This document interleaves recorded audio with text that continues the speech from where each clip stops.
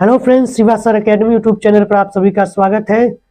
उम्मीद है आप लोग अच्छे होंगे, स्वस्थ होंगे और आपकी तैयारी अच्छी तरह से चल रही होगी। तो चलिए आज की क्लास को शुरू करते हैं। आज की क्लास में हम एसआई यानी कि सिंपल इंटरेस्ट, साधारण ब्याज को पूरे बेसिक लेवल से समझने की कोशिश करेंगे और उसके सवालों को सॉल्व करेंगे। तो आज हम पढ़ने वाले हैं साधारण ब्याज यानी कि सिंपल इंटरेस्ट, जिसे शॉर्ट फॉर्म में बोलते हैं एसआई। उससे पहले हम थोड़ा सा कुछ टर्मिनोलॉजी होती है जिसके बारे में हम जान लेते हैं। तो यहाँ पर हमने सबको नोट किया हुआ है। इसमें पहले हमने लिखा है मूलधन, जिसे इंग्लिश में प्रिंसिपल बोलते हैं, और इसका जो चिन्ह होता है पी से दिखाते हैं। इसका मतलब क्या होता है, जब भी हम साधारण ब्याज कैलकुलेट करेंगे तो उसमें ये शब्द आपको मिलेंगे। तो मूलधन क्या होता है, जब कोई धन उधार लिया या दिया जाता है, यानी कि कोई भी धन जो उधार लिया या दिया जाता है वही क्या होता है, मूलधन होता है। और समय के बारे में सबको पता है कि अगर हम उधार ले रहे हैं तो जितने समय के लिए उधार ले रहे हैं वही यहाँ पर समय का मतलब होता है। और जब हम कोई उधार लेते हैं तो उधार देने वाला व्यक्ति जो है हमें जितना रुपए उधार देता है उस पर कुछ एक्स्ट्रा चार्ज लगाता है, उस पर कुछ रेट फिक्स करता है। जैसे अगर मान लीजिए कोई एक व्यक्ति ए है और दूसरा व्यक्ति बी है, ए बी को कुछ रुपए दे रहा है तो उस पर वो कहेगा कि भैया हम आपको अगर यक्स रुपए दे रहे हैं तो अगर आप 1 साल के लिए ले रहे हैं तो उस पर हम जो है 10 रुपया या 20 रुपये जो भी है एक्स्ट्रा चार्ज लगाते हैं। तो उसी चार्ज को अगर हम 100 पर कैलकुलेट कर लेते हैं, यानी कि यहाँ पर तो यक्स रुपए पर चार्ज लग रहा है, लेकिन इसी को अगर हम 100 रुपये पे कैलकुलेट कर लेते हैं तो वही क्या कहलाता है, दर कहलाता है, रेट। इसको किस पर कैलकुलेट किया जाता है, हमेशा 100 पर। यानी कि अगर मान लीजिए अगर कोई व्यक्ति है जो उधार दे रहा है 2% की रेट पर, तो इसका मतलब क्या है कि अगर कोई आदमी 100 रुपया ले रहा है उधार तो उसको जो है लौटाना पड़ेगा 102 रुपये, जो इसमें से 2 रुपया एक्स्ट्रा हो गया। तो ब्याज क्या होता है, यही जो 2 रुपया एक्स्ट्रा हो रहा है वही आपका ब्याज बनता है। यहाँ पे रेट और इंटरेस्ट में थोड़ा सा डिफरेंस है, हमारे कहने के अनुसार सेम लग रहा होगा, लेकिन यहाँ पे जो रेट होता है वो रेट क्या होता है, 100 पर कैलकुलेट किया गया होता है, और वो हमेशा क्या होता है, प्रतिशत में होता है। इस तरह से यानी कि 100 रुपया पर कितना ब्याज मिल रहा है, 2 रुपये मिल रहा है, तो इसी को बोलते हैं कि ये 2% रेट हो गया है। लेकिन ब्याज क्या होता है, जिस भी रेट पर हम उधार लेते हैं उस रेट के हिसाब से हमको कुछ एक्स्ट्रा चुकाना पड़ता है। जितना भी हमने रुपया लिया हुआ है जब उसको चुकाने की बारी आती है तो हम मूलधन यानी जितना उधार दिए हैं उससे कुछ ज़्यादा चुकाते हैं, तो वो क्या होता है, रेट के हिसाब से एक्स्ट्रा चार्ज होता है, जिसे हम क्या बोलते हैं, ब्याज बोलते हैं। और जब यहाँ से जब हम लौटाते हैं तो लौटाया हुआ धन जो होता है उसमें मूलधन प्लस जो एक्स्ट्रा चार्ज यानी कि ब्याज ऐड होता है। तो इन दोनों को जब हम ऐड कर देते हैं तो इसी चीज को बोला जाता है मिश्र धन। क्लियर है, इंग्लिश में इसे बोलते हैं अमाउंट और इसे दिखाते किससे हैं, ए से। इतनी बात क्लियर हो गई। अब हम थोड़ा सा जान लेते हैं कि साधारण ब्याज क्या होता है। अब तक हमने क्या जाना था, मूलधन क्या होता है, रेट क्या होता है और ब्याज क्या होता है, समय क्या मतलब समय का क्या मतलब होता है साधारण ब्याज में, उसको हमने जान लिया है। अब हम जानेंगे कि साधारण ब्याज क्या चीज होती है। ब्याज का मतलब हमने जान लिया, लेकिन यहाँ पर एक शब्द है साधारण, यानी कि साधारण ब्याज क्या होता है, जब एक ऐसा ब्याज जो क्या होता है, फिक्स होता है हर साल। उस मतलब अगर एक पहले साल में अगर कोई यक्स रुपया ब्याज मिल रहा है तो हर साल क्या होता है, दूसरे साल में यानी कि पहले साल में यक्स रुपये है तो दूसरे साल में भी यक्स रुपये रहेगा, और दूसरे साल में टोटल मिला के कितना हो जाएगा, 2x हो जाएगा। यानी कि हर साल का जो ब्याज होता है फिक्स होता है। तो ऐसे ब्याज को क्या बोलते हैं, साधारण ब्याज बोलते हैं। अब इसका फार्मूला कैसे आता है उसको देख लेते हैं। हमारा दर यानी कि फाइनल किससे दिखाते हैं, आर से दिखाते हैं। अब इस आर का मतलब क्या है, मान लीजिए कि हम 100 रुपया उधार लेते हैं और उसका रेट कितना है, 8 रुपये है। यानी कि 100 रुपये पर कितना एक्स्ट्रा देना पड़ रहा है, 8 रुपये एक्स्ट्रा देना पड़। यहाँ से हम 1 रुपये पर निकाल सकते हैं। 1 रुपये के लिए कितना हो जाएगा ब्याज, 8/100 हो जाएगा। तो P रुपये के लिए कितना हो जाएगा, P इंटू R/100 रुपये। अगर मान लीजिए T समय के लिए ब्याज पूछ दिया जाए तो कितना हो जाएगा, T समय के लिए ब्याज,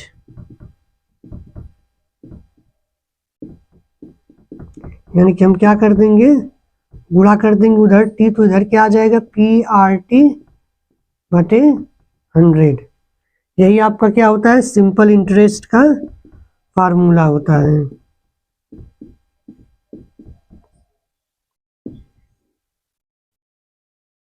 अभी हमारे पास सिंपल इंटरेस्ट का फार्मूला क्या आया था, P मतलब मूलधन, R मतलब दर, गुणे समय बटा 100। ये आपका फार्मूला होता है। अगर आपको फार्मूला याद है तो ठीक है, आप फार्मूले से भी सवाल सॉल्व कर सकते हैं, लेकिन हम यहाँ पर एक आपको बेस्ट अप्रोच बताएंगे, जिससे अगर आपको रेट पता है यानी दर पता है तो वहाँ से आप आसानी से सवाल को कैलकुलेट कर सकते हैं। साधारण ब्याज में होता क्या है, जैसे यहाँ पर अगर हमने मान लिया है कि मूलधन कितना मान लिया है, 100 रुपये। अगर हम मूलधन 100 रुपया मांगते हैं तो यहाँ से अगर आपका जो रेट है वो कितना है, R है, रेट आपका कितना है, 8% है, तो 100 रुपया पर जो 8% के रेट के हिसाब से साधारण ब्याज क्या बनेगा, 8 रुपये बनेगा। कितना बनेगा, 8 रुपये।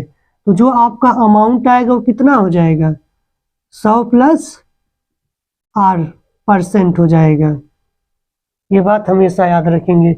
अगर हम मूलधन को P मान रहे हैं और रेट R है तो उसका जो साधारण ब्याज आता है 100 रुपये पर कितना आता है, R आता है, और जो अमाउंट होता है वो 100 प्लस 8% होता है। किसका होता है, इसके हिसाब से आगे चलेंगे। अगर मान लीजिए हम अमाउंट को कितना, मूलधन को 1000 मान ले रहे हैं और आपका रेट यहाँ पर कितना मान लीजिए, अगर हम यहाँ पर 10% मान लेते हैं, क्या मान लेते हैं, 10%, तो आपका जो SI यानी कि साधारण ब्याज आएगा वो कितना आएगा, यानी कि आप पहले के नियम के हिसाब से क्या, अगर 100 रुपये था तो 8% पर सिंपल इंटरेस्ट कितना आ रहा था, R आ रहा था, तो 1000 पर 10% का कितना आ जाएगा। यहाँ से आप क्या करेंगे, इसको निकालने का सिंपल सा तरीका, जो ये आपको 1000 दिख रहा है, आप सिंपली इसको क्या बनाने की कोशिश करेंगे, 100 रुपये। तो यहाँ से अगर हम 100 रुपया इसको बनाने की कोशिश कर रहे हैं तो यहाँ देख रहे हैं कितने गुना हो रहा है, 10 गुना हो रहा है। जब यह 10 गुना हो रहा है तो यहाँ से जो रेट भी हुआ होगा कितना गुना होगा, 10 गुना हुआ होगा।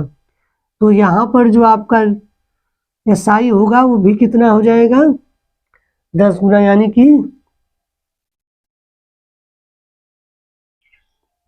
10R हो जाएगा। क्लियर है। और तब यहाँ से आपका जो अमाउंट निकल कर आएगा वो कितना आ जाएगा, कितना होगा, 110%। यहाँ पर हम छोटे से एग्जाम्पल से समझने की कोशिश करेंगे। मान लीजिए अगर हमारा मूलधन कितना है, 100 रुपये है, और हमारा जो R यानी कि परसेंट कितना है, अगर 10% मान लिया जा रहा है तो सिंपल इंटरेस्ट कितना आएगा।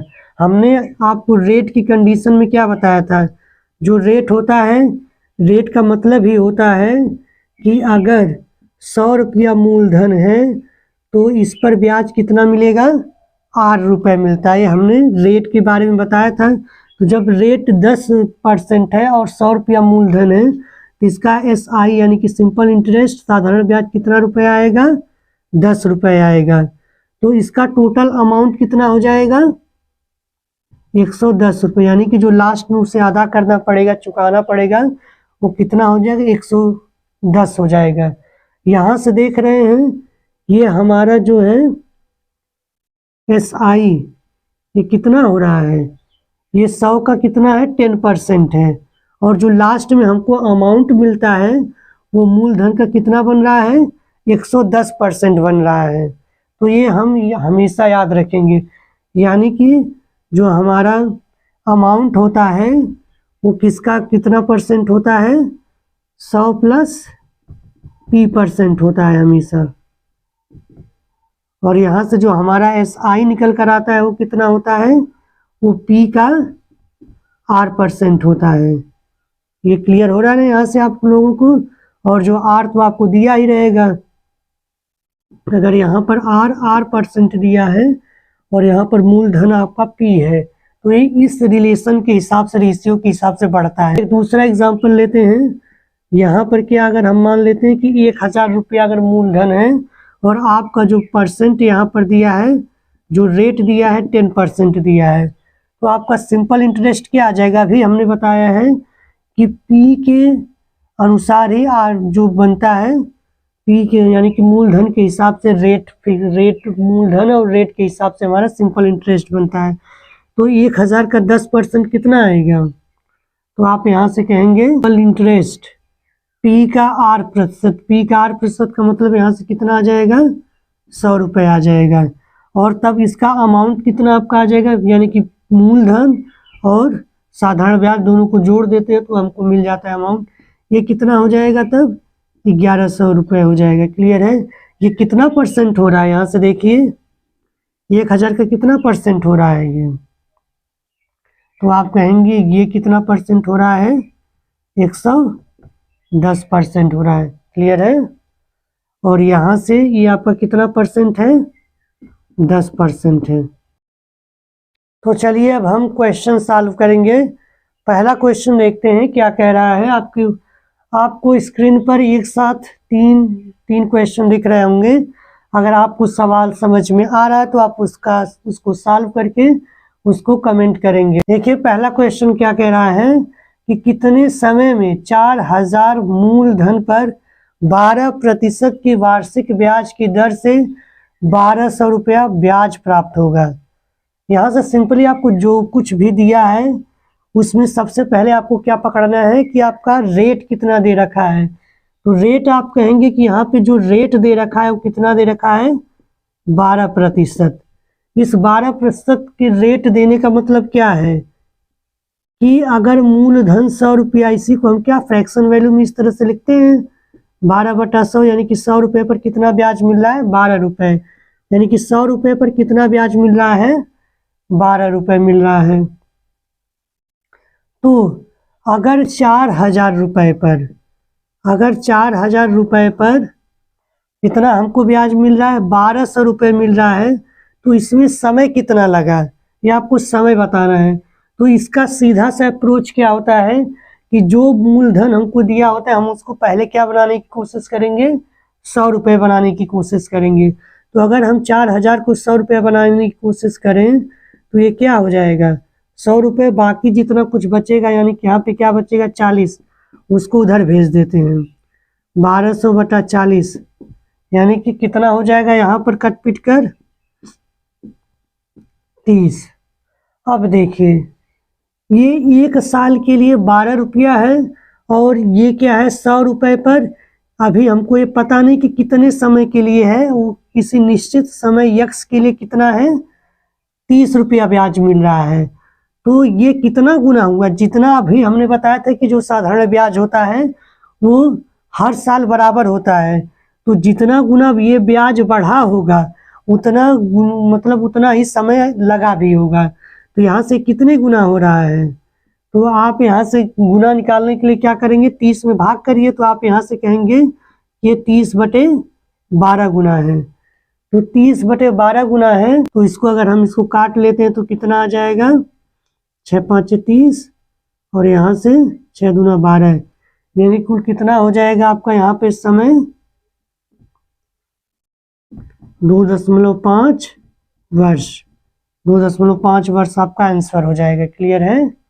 नेक्स्ट क्वेश्चन देखेंगे।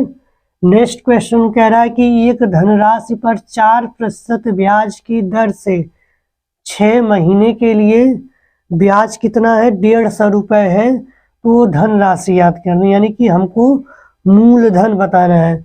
तो यहाँ पर भी हम क्या कर लेंगे, सबसे पहले रेट को पकड़ लेंगे। रेट क्या हमारा है, 4% है। 4% रेट का फ्रैक्शन वैल्यू क्या हो जाएगा, 4/100। इसका मतलब हुआ अगर 100 रुपया मूलधन है तो इस पर ब्याज कितना मिल रहा है, 4 रुपए ब्याज मिल रहा है। तो यहाँ पर आपको ये बताना है कि एक यक्ष धनराशि, यानी कि जो धनराशि हमसे पूछ रहा है उसको हम मान लेते हैं यक्ष। एक यक्ष रुपए की धनराशि है, इस पर जो ब्याज मिल रहा है 6 महीने के लिए, 6 महीने का ब्याज कितना मिल रहा है, 150 रुपए मिल रहा है। ये कितने महीने का है, 6 महीने का है। तो ध्यान रखिएगा ये 6 महीने का है, लेकिन यहाँ पर कितने का दे रखा है, साल का दे रखा है। यानी कि 1 साल का 4 रुपया है, तो 6 महीने के लिए यहाँ से कितना आ जाएगा, अगर हम 100 रुपये मूलधन पर, ये कितना है 1 साल के लिए है, अगर हम इसको 1/2 यानी कि, या फिर ऐसे कह सकते हैं इसको, अगर हम 6 महीने के लिए इसको कर देते हैं 6 मंथ के लिए, तो कितना हो जाएगा, 2 रुपये ब्याज हो जाएगा। क्लियर हो रही कि नहीं हमारी बात। अब देखिए ये यक्ष रुपये कितना ब्याज हो जा रहा है, 150 रुपया हो रहा है। तो यहाँ से क्या आप बता सकते हैं कि ये गुना हो रहा है। यहाँ से देखिए ये कितने गुना हो रहा है, तो आप यहाँ से कहेंगे कि कितना गुना हो रहा है, 75 गुना हो रहा है। और हमें अभी आप पीछे हमने अब बताया था आपको कि जो मूलधन होता है वो ब्याज का जो सब में जो परसेंट बटता है वो रेशियो के हिसाब से बढ़ता है। यानी कि अगर ये 75 गुना हो रहा है तो इसका मतलब मूलधन से 100 रुपया के हिसाब से जो यक्स की वैल्यू रही होगी ये भी कितना गुना रहा होगा, 75 गुना रहा होगा 100 से। तो ये कितना हो जाएगा, 7500 रुपये हो जाएगा। क्लियर है सभी को। इस तरह से हम जब भी हमको कोई भी सवाल मिलेगा पहले हम रेट को पकड़ेंगे। जब रेट को पकड़ेंगे तो वहाँ से हमको पता चल जाएगा कि अगर 100 रुपया मूलधन होता तो उस पर ब्याज 4 रुपये होता। तो जब 1 साल के लिए 4 रुपया तो 6 महीने के लिए कितना हो जाएगा, आप कहेंगे 2 रुपया हो जाएगा। पूरे साल में कितने छमाही होते हैं, 2 होते हैं। तो जब पूरे के लिए 4 है तो एक एक 6 महीने के लिए कितना हो जाएगा, 2 महीना हो जाएगा। तो यहाँ से अब देखिए ब्याज है, ब्याज कितना गुना बढ़ रहा है, 75 गुना बढ़ रहा है। तो इसका मतलब जो मूलधन भी रहा होगा वो भी 75 गुना बढ़ा रहा होगा, तभी यहाँ पर जो ब्याज हमको मिल रहा है वो 75 गुना ज़्यादा मिल रहा है। तो इसका मतलब जो हमारा मूलधन कितना हो जाएगा, 7500 रुपया हो जाएगा। नेक्स्ट क्वेश्चन देखेंगे। नेक्स्ट क्वेश्चन कह रहा है कि 1200 रुपये का एक मास का, 1200 रुपये का एक मास यानी कि 1 महीने का 20% वार्षिक दर से ब्याज कितना होगा। तो यहाँ पे ध्यान रखेंगे आपसे जो पूछा जा रहा है महीने का पूछा जा रहा है, लेकिन जो रेट दिया हुआ है आपका ये वार्षिक दिया हुआ है। तो उसको इसी बात को आप ध्यान रख कर चलेंगे। तो अगर 20% वार्षिक दे रखा है तो इसका मतलब क्या है, 100 रुपये के मूलधन पर 1 साल का यानी कि 1 ईयर का जो है कितना ब्याज है, 20 रुपया है। 1 ईयर का ब्याज 20 रुपया, तो ये इसी 100 रुपये का अगर हम 1 मंथ के लिए करते हैं, 1 महीने के लिए करते हैं तो कितना हो जाएगा, 20/12 हो जाएगा। क्लियर है सभी को। अब देखिए फाइनली कह रहा है कि ये तो 100 रुपये के हिसाब से कितना बन गया, 20/12 ब्याज बन गया 1 महीने का। तो 1200 रुपये का 1 महीने का कितना बनेगा, कितना ब्याज बनेगा। तो यहाँ से आप देखिए ये 100 से कितना गुना हो रहा है, तो आप कहेंगे कि ये 12 गुना हो रहा है। यानी कि ये जो हम मूलधन का दोनों को तुलना करेंगे तो 100 रुपया के से कितना गुना हो रहा है, 1200 गुना हो रहा है। जब 100 रुपया के लिए 20/12 हो रहा है तो 12 गुना ज़्यादा धनराशि के लिए क्या होगा, ब्याज भी 12 गुना हो जाएगा। ध्यान रखेंगे जब 100 रुपया के लिए इतना हो रहा है तो 100 से 12 गुना ज़्यादा धनराशि के लिए क्या हो जाएगा, इसका भी 12 गुना हो जाएगा। क्यों होगा, क्योंकि जो साधारण ब्याज होता है वो हर साल सेम होता है, इसीलिए ये इसको भी हम क्या कर देंगे, 12 गुना कर देंगे। तो यहाँ से कितना कट-पिट कर आ जाएगा, 20 रुपये आ जाएगा। यानी कि 1200 रुपये धनराशि के लिए जो आपका ब्याज आएगा कितना आएगा, 20 रुपये आएगा। क्लियर है। ऑप्शन आप लोग देखते चलेंगे। नेक्स्ट क्वेश्चन देखेंगे। नेक्स्ट क्वेश्चन कह रहा है कि 5200 रुपये मूलधन या 5200 रुपए की राशि पर 6% की वार्षिक दर से 2 साल के लिए सिंपल इंटरेस्ट यानी कि साधारण ब्याज क्या होगा। इसको भी हम पिछले सवाल के अप्रोच की तरह लगाएंगे। यहाँ पर देखिए रेट कितना दे रखा है, 6% दे रखा है। इसका मतलब क्या होगा, 6/100। इसका मतलब क्या हो जाएगा, यदि मूलधन 100 रुपए है तो उस पर 1 साल में कितना ब्याज मिल रहा है, 6 रुपए मिल रहा है। तो आपको पूछा जा रहा है कि 5200 रुपए के लिए कितना बनेगा 2 साल में। तो 2 साल के लिए कितना हो जाएगा, अगर 100 रुपया है तो 2 साल के लिए ब्याज हमको कितना मिलेगा, 12 रुपए ही तो मिलेगा। तो यहाँ पर आपसे 5200 रुपए के लिए पूछा जा रहा है। तो यहाँ से आप क्या करेंगे, यहाँ देखेंगे कितना गुना हो रहा है। 2 साल के लिए जो 100 रुपया पर है तो ये 100 रुपये मूलधन से कितना गुना हो रहा है, 52 गुना हो रहा है। इसका मतलब जो फाइनल ब्याज हमारा होगा वो भी कितना गुना होगा, 52 गुना होगा। तो यहाँ पे आप मल्टीप्लाई कर लीजिए डायरेक्ट, कितना हो जाएगा, 12 दूना 24 और 12 5 60, तो 62 यानी कितना हो जाएगा, 624 रुपये ब्याज हो जाएगा आपका। देखिए नेक्स्ट क्वेश्चन कह रहा है कि एक धनराशि 800 जो 800 रुपये दिया है वह 3 साल में 956 रुपये हो जाती है। कितने साल में, 3 साल में 956 रुपये हो जाती है। तो अगर हम रेट को 4% बढ़ा देते हैं, यानी पहले कुछ रेट रहा होगा तो उस रेट के हिसाब से जो मूलधन है 800 से कितना हो जा रहा है, 956 रुपये हो जा रहा है 3 साल में। लेकिन उस रेट पर जब हम उससे और 4% बढ़ा देते हैं तो 3 वर्ष बाद वो धनराशि कितनी हो जाएगी। चलिए इसका मतलब ये हुआ कि पहले आपको क्या करना है कि आपको पहले जो प्रारंभिक रेट था उसको निकालना पड़ेगा। तो अब देखिए उसको कैसे निकालेंगे। यहाँ पे ध्यान से देखिएगा अप्रोच कैसे लागू होगी। 800 रुपये जो है वो 3 साल में कितना हो जा रहा है, 956 रुपये हो जा रहे हैं। तो क्या आप यहाँ से बता सकते हैं कि 3 साल का ब्याज कितना रहा होगा। तो यहाँ से घटा देंगे तो 3 साल का ब्याज यानी कि 3 ईयर, इसे इस तरह लिखिए, 3 वर्ष का ब्याज। 3 वर्ष का ब्याज यहाँ से कितना आ जाएगा, 956 में से घटा देते हैं तो कितना आ जाएगा, 156 रुपये आ जाएगा। क्लियर है, 3 वर्ष का।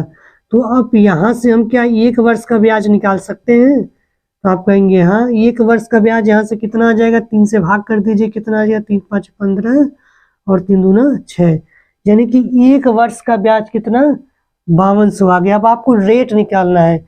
रेट के लिए हमने क्या बताया था, रेट क्या होता है, 100 रुपये पर ब्याज का कैलकुलेशन ही होता है। तो यहाँ से देखिए 800 रुपये का 1 साल का जो ब्याज कितना आ रहा है, 52 रुपये आ रहे हैं। तो 100 के लिए कितना आ जाएगा, 100 के लिए 1 साल के लिए कितना आ जाएगा, 52/8। इसको कैंसिल आउट कर लीजिए तो कितना हो जाएगा, से काट देते हैं इसको, 13 चौक 52 और 4 दूना 8, यानी कितना आ जाएगा, 13/2। दशमलव में बदल लीजिए, कितना हो जाएगा, 6.5। इसका केवल 13/2 का मतलब हो जाएगा 6.5। और सवाल में कह रहा है कि अगर 4% और बढ़ा दिया जाए तो कितना हो जाएगा, जो हमको फाइनल कितना बनकर आ जाएगा, 10.5%। ये रेट आ गया, यानी कि अब इस रेट पर हमको जो है 800 का 3 साल के लिए ब्याज निकालना है। तो कितना हो जाएगा, यहाँ से अब देखिए, अब इसी से देखिए 100 रुपये के लिए 1 साल पर ब्याज कितना हो जाएगा, 10.5 रुपये। तो 100 रुपये पर ही पहले हम निकाल लेते हैं 3 साल के लिए ब्याज कितनी आ जाएगी। तो 3 का मल्टीपल कर देंगे, इसका कितना हो जाएगा, 3 5 15 और कितना हो जाएगा, 31.5। ये 3 साल के लिए आ गया। तो अब आपको 800 के लिए बताना है। तो 800 इससे कितना गुना हो रहा है, आप कहेंगे 8 गुना हो रहा है। तो यहाँ से ये भी कितना गुना हो जाएगा, 8 गुना। इसका गुणा कर लीजिए, कितना आ जाएगा, यानी कितना आ जाएगा 252। ये तो ब्याज आपका निकल कर आ गया। क्या निकल कर आ गया, ब्याज। अब आपको टोटल अमाउंट बताना है, तो टोटल अमाउंट क्या होता है, इसी में हम मूलधन ले जाकर ऐड कर देते हैं, तो हमको क्या मिल जाता है, अमाउंट मिल जाता है। कितना हो जाएगा, 1052 रुपये। यही आपका राइट आंसर हो जाएगा।